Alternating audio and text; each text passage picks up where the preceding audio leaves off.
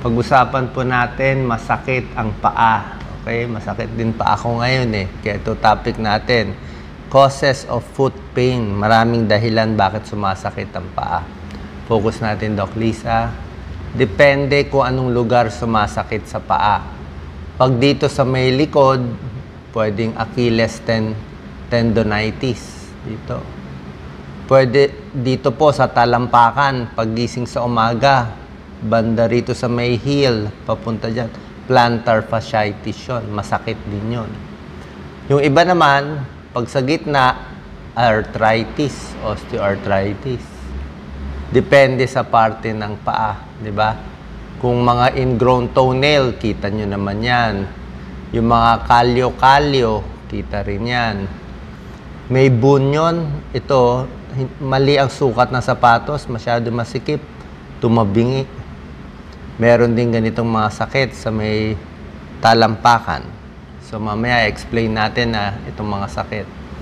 So, ano ang general causes? Bakit masakit ang paa? Hindi po kasi ganun kadali eh. Pwedeng flat foot ka. Mamaya explain ko. Sabihin, pag tapak mo, dapat yung paa natin may arch eh. May arch. So, pag flat feet, madalas sumakit. Ako medyo flat yung feet ko eh. Pwede din sumakit ang paa, na pilay, na strain, diba? Nagkaroon ng damage, na sprain, overweight, diba? Pag mataba, syempre, hirap ang tuhod, hirap ang paa natin. Kaya nai-strain yung ligament at muscles, diba? Overuse, jogging, marathon runner, lakad ng lakad, diba? Yan. Dati, may empleyado kami, nilakad eh. Ewan ko, nagbaha ata noon, di ba? Minsan traffic nilakad niya, siguro 10 kilometro. Hindi na tuloy makalakad sa ulit. Buntis. Ang buntis na, sumasakit din ng paa. At ito, malaking kasalanan. Mali ang sapatos. Ako, nung bata ako, laging masikip ang sapatos ko, kaya medyo tumabingi nga yung paa ko eh. Yan, no? Hindi pwede sobra luwag, hindi pwede sobrang liit. Kaya nga sa mahirap, di ba, pinapasa yung sapatos eh. Ito, pakita ko ulit ha. Plantar fasciitis. Yan o, sakit. Meron din ibang sakit. Mamaya explain ko. Pwede ring diabetes. Wala namang sugat pero diabetic pala. Galing pala sa nerve ang problema. O may bara yung artery, peripheral artery disease. Pwede rin yun. Ito. Ito common din po ito eh. Pag ito ang masakit, dito sa baba, pwedeng heel spur, merong mga parang buto-buto na nagsasanga, kaya nasusugat yung laman. Pwede ring plantar fasciitis sa kakatakbo. O luma na yung rubber shoes, hindi pinapalitan, sumasakit to na overuse. Yan. Depende po yung sa lugar eh. Ito ang heel spur, oh, nagkaroon ng buto, sumanga. Minsan po, inooperahan to. Kasi nga, minsan tumutusok yan sa laman eh. So, yung sapatos mo, lalagyan ng special na kalso. Minsan nga, may butas nga dito eh, para hindi matamaan nung lumabas, umusling buto, maipit ng laman. Okay? Ito yung sinasabi ko, heel spur. Ito naman, na fracture sa lakas ng bagsak. Diba? Tapos, depende nga kung may heel spur, minsan, namamaga din, kaka-jogging, o mali ang sapatos, kakatrabaho, ito plantar fasciitis pag sa baba, Achilles tendonitis pag dito sa may likod. Pahinga lang to, i-rest nyo yung paa nyo. 90% gumagaling sa pahinga. So, ito po para lang maintindihan nyo ulit-ulit, heel spur siya. Ayan o, sakit o dito, plantar fasciitis. Ano ang sintomas ng plantar fasciitis? Common yan kasi paggising sa umaga, sobrang sakit yung unang tapak. After a few minutes, gaganda ulit. O, mas matagal nakatayo, mas masakit. Tapos, tuloy-tuloy na yan, buong talampakan na sumasakit. Yan o. Yan ang problema. So, namamaga ito. Ano ang treatment? Pahinga, tamang rubber shoes, pwede lagyan ng heel pads para mas malambot, may mga exercise, tsaka painkiller kung kailangan.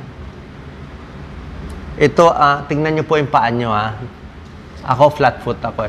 Kung normal foot, kaya na maganda. Ibig sabihin, pag tumapak ka, kunwari sa basa, palagay natin sa basa, o dapat nga to sa ink. So, pag tumapak ka sa isang papel, makikita mo na hindi lalapat dapat to. Yan ang normal. Ito, normal, may arch. Pag nagtapak ka, buong paa mo lumapat ng ganito, hindi ito normal. Dapat may arch. Ako, medyo ganito ako. Low arch ako. Low arch. Ito naman, sobra high arch. So, ito, sasakit ang paa mo. Sasakit ang tuhod mo. Ang gamutan dito ay rubber shoes na may arch. Kaya ako binibili ko rubber shoes may arch. Rubber shoes na may arch ang gusto ko dyan. Yan. So, ito na yung mga gamutan na para sa mga sakit sa paa. Kung tendinitis, kung plantar fasciitis, di ba pang, kunyari, pagod lang. O, ito pwede kayong mag-foot bath. Maligamgam na tubig. Yan. Minsan, yung iba nilalagyan ng Epsom salt, konting asin. I-rest mo 10 to 15 minutes. Next, kailangan ini-stretch yung paa. O, hawakan mo, pag ito yung paa, hawakan mo ganyan, stretch mo. Mga 10 seconds. Yan, Pwede rin, kung di mo maabot, tuwalya, ini-stretch. Dapat medyo mataas ang tuwalya. Pwede ang foot massage. Yan, Dudurugin yung mga masasakit sa paa. Mga 15 minutes yan, yung marunong mag-massage. Para lumambot, tumitigas kasi yung litid. Ito ang treatment ko. Rubber shoes na may arch support. Yan, ito, rubber shoes na may arch support. Tapos, may exercise sa paa. Kukuha ka ng mga golf ball o kukuha ka ng maliliit na bagay, igaganon mo yung paa mo. Pipilitin mo kumuha. Tsaka dapat komportable ang sapatos. Ito lang magpapagaling na sa maraming sakit sa paa. Ipapahinga yung paa. So, tulad ng sabi ko, moist heat, mainit na, maligamgam na tubig, ma-relax yung muscle. Pwede magpamasahe, foot bath. Gusto nga nila, foot spa, 5 to 10 minutes. Ang gusto nila, Epsom salt Pero like ko, ordinary salt, pwede na. Stretch ang paa. Papakita ko mamaya paano mag-stretch. Diba? Check your shoes. Mas gusto ko rubber shoes, malambot na sapatos, na may arch kung flat foot ka. Tulad ko. Ito yung mga stretch na gagawin. Focus natin, Doc Lisa. Didikit tayo sa dingding. Tapos ito, mas atras pa itong paa. Tapos i-stretch mo. Dapat mas tabingi pa to. Ito ang ini-stretch. Calf muscles. Ito. Sa binti. Tapos mamaya, kanan. Tapos mamaya, kaliwa. Isang stretch pa, ito plantar fasciitis, so hinihila niya yung paa, yan, hinihila niya. Mararamdaman mo yung banat dito, masakit yan dito, kasi nga tumigas So parang pinupunit mo yung tumigas na mga muscle at yung mga fascia. Dinudurog mo na yan, minamasahe mo na, tapos ini-stretch. Meron ding Achilles stretch, pero delikado to medyo ingat kayo Sa steps lang, dapat may hawak kayo, nakahawak kayo. Medyo nilalabas mo tong talampakan, binababa mo konti. Dahan-dahan may alalay dapat to. Ini-stretch mo to Dapat may alalay to. Tapos yung mga exercise, kumuha ka ng bote o lata o ng delata, tapos nirorolyo mo. Nirorolyo sa paa para madurog itong tumitigas. Ito rin yung towel stretch na pinakita ko sa inyo kanina. Ganda, di ba? Tandaan nyo itong mga stretch na ito, ha? Tapos pahinga yung paa. Exercise lang yung paa. Ito, tuloy mo lang yung exercise. Kasi minsan sa sobrang sakit, hindi mo maitapak, exercise mo pa rin, Taas-taas yung paa. Yan. Ito yung plantar fasciitis massage. Sabi ko, di ba, yan, dinudurog. Kung merong gagawa sa'yo, mas maganda. Mula dito hanggang dito pataas. Pwede nga ballpen pero hindi po to bawal. Yung dulo ng ballpen. Dapat mas malaki pa Oo. Mabilog. O hindi pwede to, baka masugat kayo. Pwede naman knuckles In-knuckles yun na lang. Kung merong gagawa. Paggawa natin kay Mrs. o kay Mr. Para may silbi naman, di ba? Ina-knuckles yan lahat. hanggang lumambot. Pwede rin stretch afterwards. Ayan po. Ito yung bola. Ayan, no? Tuloy-tuloy lang. Golf ball. Pwede yung golf ball. Pwede lagyan ng parang kalso to, heel pad. Ayan, no? Kung meron kang heel spur, oh, para hindi yung bigat mapunta. Pinapasadya po to. Rubber shoes na may arch, oh. Tingnan nyo to, may arch. Oh. Yan ang gusto ko. Oo. May nakita nga ako dun sa ano eh. Tuloy sa Skechers nakita ko. Tingnan ko, Adidas, Nike. Meron dun sa Skechers nakasulat, pang ano talaga daw, pang flat foot. Meron sila pang flat foot na rubber shoes. Ito may mga special na chinelas na para nga sa mas maganda sa paa. Depende kung flat feet ka o normal arch.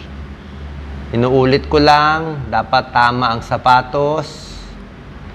Mag-warm up muna sa umaga, mag-stretch. Umiwas yung sapatos pag luma na, ay ang mga Pilipino ganyan eh. Hanggang wala pang butas ang rubber shoes gagamitin. 'Di ba? Hintayin natin mabutas. Pag nabutas, ay hindi nga daw pwede. Iba nga 6 months lang pinapalitan na, paano nasisira na. Anyway, matipid tayo eh. So, tingnan natin mga 8 months o 1 year siguro. Lose weight, papapayat para hindi matagtag. Kung ano man ang sakit mo, heel spur, plantar fasciitis at iba pa. Yung iba inooperahan po ang heel spur. Inooperahan, tinatanggal yung buto. Meron ding ibang problema, hindi pala talaga sa paa ang problema, nerve. May problema sa nerve, pero masakit ang paa. Diabetic. Ano, kung namamanhid, nangingimay, may problema, baka diabetic ka, pa-check mo rin. Pwede rin may problema yung peripheral artery. Pwedeng diabetes din to, o pwedeng nagkakaedad, ayan o, nagkakasugat o nag-iiba yung kulay ng paa. So, meron din mga ibang possibilities. Okay? Sana po nakatulong tong video natin na maibsan ang inyong mga sakit sa paa. God bless po.